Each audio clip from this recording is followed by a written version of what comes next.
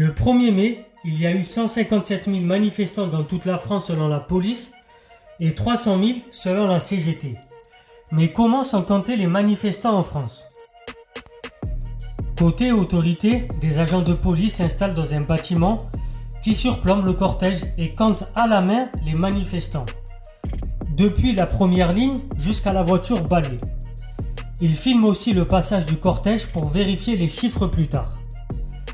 Quant aux organisateurs, ils se fondent sur la quantité d'inscrits et le remplissage des bus, et affinent en multipliant le nombre moyen de personnes dans chaque rang par le nombre de rangs.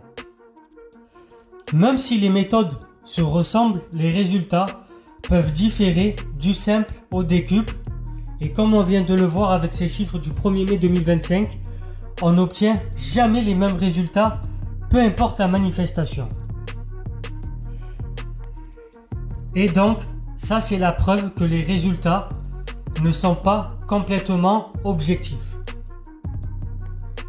Ces dernières années, des portiques de comptage automatique ont parfois été utilisés.